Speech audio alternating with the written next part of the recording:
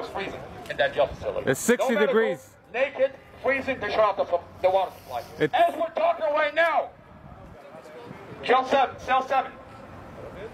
He's sitting in there. Every day, I'm going to be voicing out those inmates that don't have a voice on the outside. My brother Mustafa Al-Jazari has been on solitary confinement for 6 months. On a falsified police report. On a falsified police report.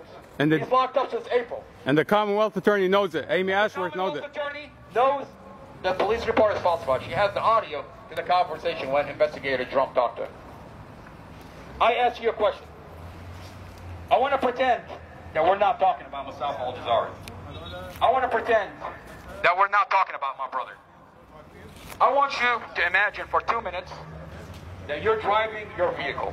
You get in your vehicle, your family is in that vehicle, and you're driving down the street. A vehicle cuts you off. You're having a normal day. And out of nowhere, a vehicle cuts you off. You can't get back into lane. Okay? You have a dash camera in your car. I'm talking about you. I'm talking about you. Imagine. It's not my brother. It's you. I want you to imagine it for 2 minutes. You're having a normal day. You get in your vehicle. Your family gets in the vehicle. And you're driving down the street. You have a dash camera in your car. And a vehicle comes out of nowhere. Something happened where you can't get back into traffic. Next thing you know, you see white light. Next thing you know, you wake up in the hospital. They tell you that you were helicoptered to the hospital. You were in a 30-minute coma. And you just lost your family. I want you to imagine. We're not talking about my brother. We're talking about you. You woke up, found yourself in the hospital, and they're telling you the accident was really bad. You were helicoptered to the hospital, and you were in a 30-minute coma, and your family passed away. And then they're doing their DUI. They're checking if you're drunk or you're on drugs. They determine that you're not drunk, you're not on drugs. And they release you from the hospital. But then when they release you, you're in a wheelchair. You can barely walk. You've got cut wounds all over your body. You can barely walk. And you're processing that you just lost your family. Your family takes you home. 2 days later, you're still grieving over your family. And you're processing everything. And you're trying to heal from everything. Investigator calls you on the phone. Investigator calls you on the phone. He has a 30-minute conversation with you. Your family records that conversation. And we're not talking about my brother, we're talking about you. I want you to imagine. Investigator talks to you on the phone. A couple of hours later, a warrant is issued for your arrest. They take you to Prince William County Jail.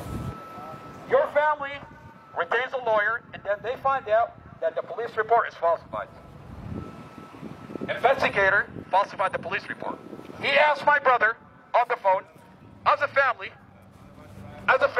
we found out that the police report is falsified. On the phone, the investigator, what he did, my brother, he would ask my brother, Mustafa Al-Jazari, and he gets this, the ex-boyfriend spreads a rumor. He says they were arguing in the vehicle. So the investigator, when he talked to Mustafa, he asked him a question. He's like, Mustafa Al-Jazari, were you arguing with your girlfriend inside the vehicle? Mustafa, I have a recording conversation. Mustafa tells him, I wasn't arguing with my girlfriend. Why would I argue? I love my girlfriend. I have a dash camera in my car. I don't know what happened. I was driving, and then a car came out of nowhere, told me I'll try to get back in the truck, and then I woke up in the hospital. I saw a white lady, and I woke up in the hospital.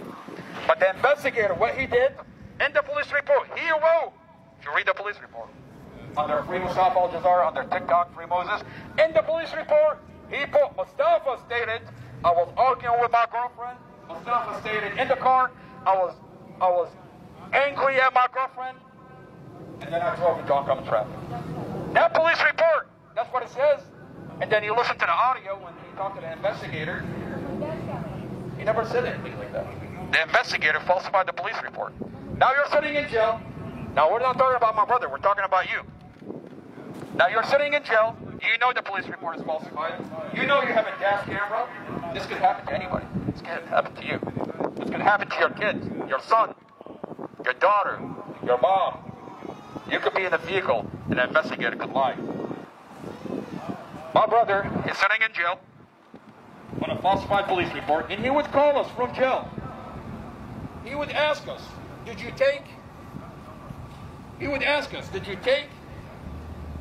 He would tell us, did you take the police, did you take the audio to the chief of police? Did you take it to the police department? Did you take it to anybody that cares that this investigator lied on my police report? These conversations are recorded when he calls my family. Next thing you know, we don't hear from my brother for 3 days. Every day he would call us. We don't hear from him for 3 days. On the third day, we hear from him, and he tells us the horrific details of what he went through. 10 correctional officers handcuff him behind his back, strip him naked, beat him up, deny him medical, left in a room, no medical, beat him up where they almost killed him. To the point where he couldn't walk. That's how bad they beat him up. Imagine that happens to your son. Imagine that happens to your daughter. Imagine that happens to you. You're in jail on a falsified police report, and because you want the investigator that's been there for 20 years held accountable, 10 correctional officer would go in and beat you up where you can't walk. We're living in a time where this is happening. And if this, we're not talking about Mustafa, we're talking about anybody. They can do this to anybody. They can do it to you. They can do it to your loved ones. My brother sits in front of a judge, and the judge doesn't know that the police report is falsified. Sarah Sammy, the prosecutor, she says she heard the audio, she read the police report, and she knows that the police report is falsified. When we tell Mustafa's lawyer, he tells us, if you file a formal complaint, it's going to embolden the prosecutor to protect her police officer. I've got this on video, and it's circulating.